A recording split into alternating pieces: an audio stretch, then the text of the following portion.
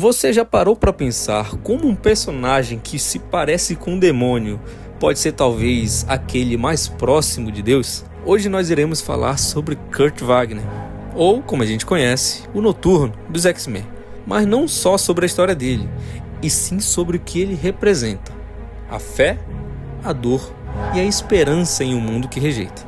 Meu nome é Marcos Belisário e esse é o canal Ideias Além da Tela. Antes da gente entrar de fato nessa, como é que eu posso dizer? Eu não vou chamar de um ensaio filosófico, mas nessas reflexões, deixa eu te lembrar rapidamente quem é o Noturno. Kurt Wagner nasceu diferente. Ele nasceu com uma pele azul, com os olhos amarelos, com uma cauda e cá entre nós, uma aparência que o mundo rapidamente rotulou e rotularia como mal, como endemoniado, como o próprio demônio. Nas HQs, ele é abandonado ainda quando bebê. E em algumas versões isso acontece de forma bem violenta, como se de fato sua existência fosse um erro. Nos filmes, especialmente lá no X-Men 2, a gente vê isso logo de cara. Ele sendo usado como uma arma, manipulando sua fé e invadindo a Casa Branca sem controle. Mas ali já existe algo bem interessante. Um homem profundamente espiritual sendo usado para o mal.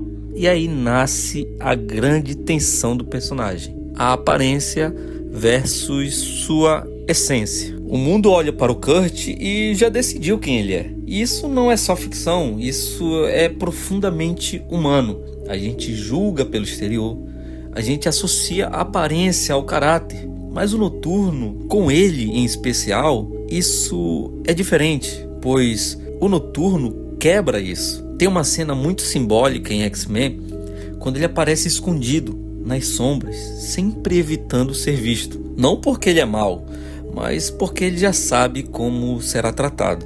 E aqui entra um ponto teológico bem forte. Deus, ele vê o coração, ele não olha para a nossa aparência. Então, enquanto o mundo chama Kurt de demônio, de capeta, de capiroto, enfim, ele está orando. E enquanto o mundo o rejeita, ele está buscando viver virtudes. E a pergunta começa a surgir: quem está mais perto do mal? O que parece ou o que julga? Kurt Wagner sofre e sofre muito. Mas o mais impressionante não é o sofrimento, é o que ele faz com ele. Em várias HQs do X-Men, ele demonstra uma fé quase inabalável. Mesmo sendo odiado, sendo temido, ele escolhe não odiar de volta. Isso lembra diretamente uma figura bíblica, a figura de Jó. Ele não nega a dor, ele não finge que está tudo bem, mas ele também não permite que a dor o transforme em algo pior. E aqui está uma virtude poderosa. O sofrimento não é apresentado como castigo, mas como um caminho. Enquanto muitos personagens quebram, Kurt amadurece. Existe uma frase implícita no arco do Noturno: você pode nascer em qualquer circunstância, mas você escolhe quem você se torna. Kurt tinha todos os motivos para se tornar aquilo que esperavam dele: violento, amargo, destrutivo. Ele se tornar realmente um demônio, né? Como várias pessoas alegavam que ele era, né? De fato um demônio, um diabo, enfim. Mas ele escolhe o contrário. E isso aparece muito bem em X-Men Apocalipse, quando vemos um Kurt mais jovem, confuso, mas ainda assim inclinado ao bem.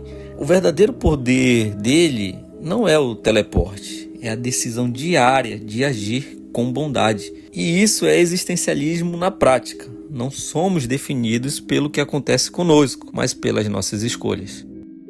Talvez o ponto mais forte do Noturno seja a sua crença. Ele realmente acredita. E não é uma fé ingênua, mas é uma fé testada. Ele vive em um mundo de guerra, de morte, de preconceito, e mesmo assim, o que ele faz?